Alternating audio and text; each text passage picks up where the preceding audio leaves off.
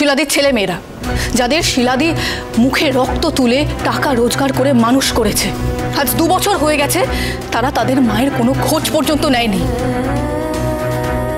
আর আজ তারা এসে ঠিক ভুলের বিচার করছে।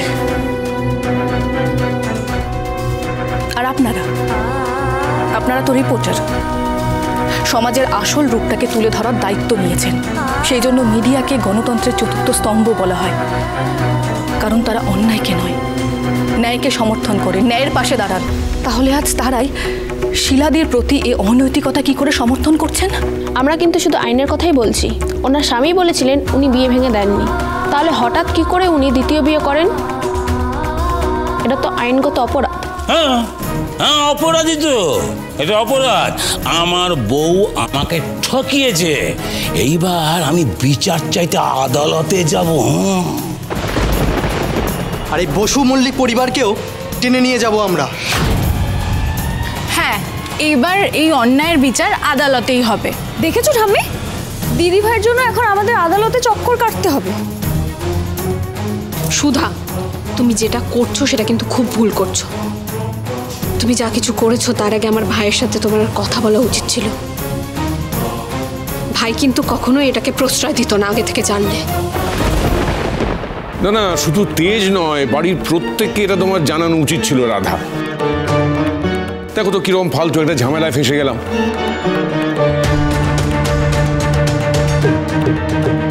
এতদিন এই বাড়িতে নিজের জায়গা পাকা করতে তুমি বাড়ির ছোটদের ব্যবহার করতেও ছাড়োনি সুধা, কিন্তু আজ নির্লজ্জতার, স্বার্থপরতার সব সীমা পেরিয়ে গেলে তুমি। এটা আপনি কেন করলেন সুধা? এই বিশ্বাস আপনার আমার উপরে? আপনি অমলদার কথাটা আমাকে বললেন, তো শিলাদির কথাটা কেন বললেন না? মিস্টার বসু মল্লিক, আমি তো আপনাকে সবটা বলেছি। আরে সেটাই তো কথা রাধা, আমরা জানলে না হয় আমরা বিশুকে খুঁজে নিয়ে আসতাম, ওকে সব কিছু জানাতাম, তারপরে কাজটা হতো। আর তোমার যদি তাড়াহুড়ো করে কাজটা করার দরকারই ছিল, তুমি অ্যাটলিস্ট আমাদের একটা ফোন করতে পারতে। নেহাত আমি একটা কাজে আটকে গেছিলাম বলে দেরি হয়ে গেল, নাহলে আজকে আপনার পাশে দাঁড়িয়ে বিয়েটা দিতাম আমি। আর আপনি কোনো ভুল করছেন না, তাই অনুমতি নেওয়ার কিচ্ছু নেই। আছে মিস্টার বসু মল্লিক। স্যার, এই কাগজগুলোতে আপনার সাইন লাগতো। কোনগুলো দেখান। তাহলে কি সুধা তখন এই কথাটাই বলার জন্য ফোন করেছিলেন? তাহলে সবটা ঠিক করে বললেন না কেন? এরকম একটা ভুল উনি করলেন কি করে? এটা আপনি কেন করলেন সুধা? শুনুন, এইটা আমাদের পারিবারিক ম্যাটার। আপনারা প্লিজ যান, আমরা নিজেদের মধ্যে মিটমাট করে নেবো। প্লিজ যান আপনারা। না না না না, কোনো মিটমাট হবে না। আমার বউকে আমি পরপুরুষের হাতে তুলে দিতে দেব না। এই যে মাথায় সিঁদুর দেখছেন, এই সিঁদুর মিথ্যে সিঁদুর, এই আমি মুছে দেব।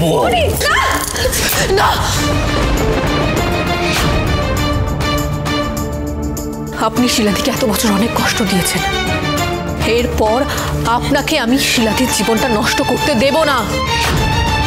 আমি প্রমাণ করে দেব যে আপনি মিথ্যেবাদী। আসল ঠগ শিলাদি নন, আপনি। থামো, আমি শেষবার তোমায় সাবধান করছি, একটা কথাও তুমি আর বলবে না। আর বিশু, যাও, শিলাকে নিয়ে এক্ষুনি এখান থেকে চলে যাও। আর কোনোদিন যেন এই বাড়িতে আমি শিলার মুখ না দেখি। হবে না কথা, মা, একেবারেই হবে না। এবার যদি আমাকে ছেড়ে যাওয়ার চেষ্টা করে না শিলা, এর কিন্তু চরম ফল ভুগবে। গেলা, দাঁড়িয়ে আছিস কেন? কোথাও যাবে না ঠাকুর, দোহাই আপনার, শিলাদিকে কোথাও পাঠিয়ে দেবে না। আমি এই লোকটাকে শিলাদিকে কোথাও নিয়ে যেতে দেবো না, কিছুতেই না। এত বড় অন্যায় শিলাদির প্রতি হতে পারে না, আমি এটা কিছুতে মেনে নেব না ঠাম্মি।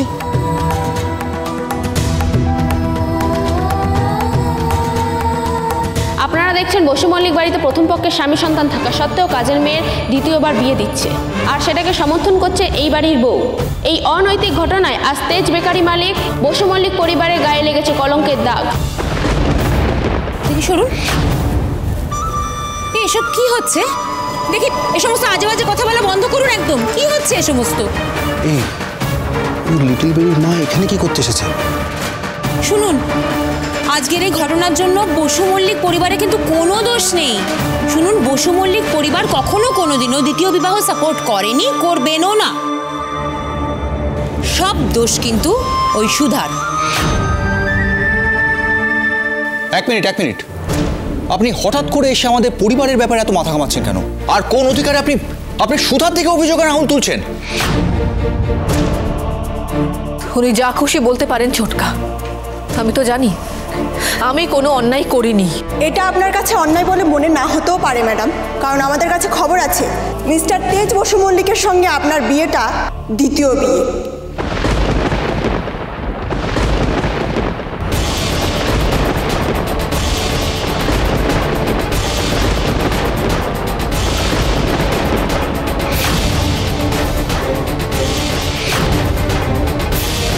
আদতে এই বাড়ির বড় নাতবো সুধা বসু মল্লিক একজন ডিভোর্সি।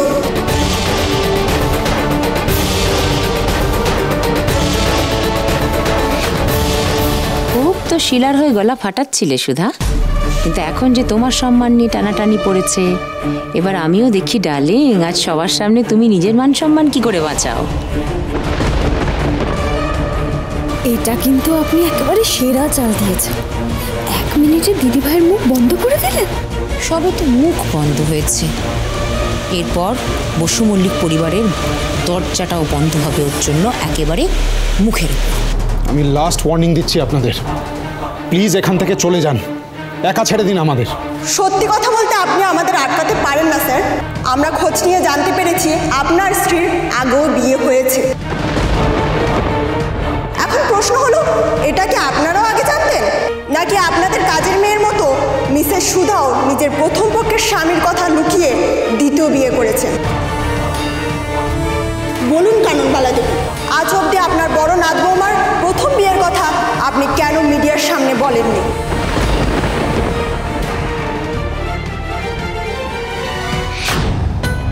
এতদিন তো দিদিভাইয়ের কথায় নেচে আমাকে খুব শাস্তি দিয়েছিল ঠাম্মি, কিন্তু যে কথাটা আড়াল করার চেষ্টা করলে এতদিন, আজ সবার সামনে একেবারে হাটের মাঝে সেই গোপন কথার হাঁড়িটা ফাটলো তো। এ ভগবান, এই মিডিয়ার লোকেদের আবার এখানে কে ডাকলো? আমি তো খবর দিইনি। তবে কি কনিনিকা দেবী? কিন্তু এতে যে সবটা অন্যদিকে ঘুরে যাচ্ছে, আমাদের পরিবারের সম্মান নিয়ে হালকা টানাটানি পড়ে যাচ্ছে। আপনি চুপ করে আছেন কেন মিসেস সুধা? কিছু তো বলুন। আপনার প্রথম বিয়ের কথা লুকিয়ে রাখতে চেয়ে তো এখন কোনো লাভ নেই। প্লিজ স্টপ ইট, এসব প্রশ্ন করা বন্ধ করুন আপনারা। কেন মিস্টার বসু মল্লিক, সত্যিটা স্বীকার করতে অসুবিধা কিসের? তবে কি আমাদের সন্দেহটাই ঠিক? এইবারে নাত বৌমার অতীতটা এতদিন বসু মল্লিক পরিবার আড়াল করতেই চেয়েছে। আপনি নিজের নাতের জন্য নিষ্পাপ নিষ্কলঙ্ক সুন্দরী মেয়ে চেয়েছিলেন কাননবালা দেবী, কিন্তু ঘটা করে আপনার নাতের সঙ্গে একজন ডিভোর্সের বিয়ে দিলেন। তাহলে তো হতেই পারে আপনাদের কাজের মেয়ের দ্বিতীয় বিয়ে তো আপনাদের মত ছিল। বারবার শিলাদিকে কাজের মেয়ে বলে সম্বোধন করবেন না আপনারা। শিলাদি আমাদের পরিবারের একজন। আপনার জন্য না আমার খুব খারাপ লাগছে জানেন তো, সত্যি। এখনো সুধা যেভাবে রিপোর্টারদের সাথে তর্ক করছে দেখে না আমার সত্যি খুব লজ্জা হচ্ছে জানেন তো। আমি তো জানতাম সমাজ, আত্মীয় স্বজন, মিডিয়া এরা সবাই যখন সুধার অতীতের কথা জানবে, তখন আপনার মান সম্মান, আপনার অহংকার সব কিছু মাটিতে ধুলোয় মিশিয়ে যাবে একদম।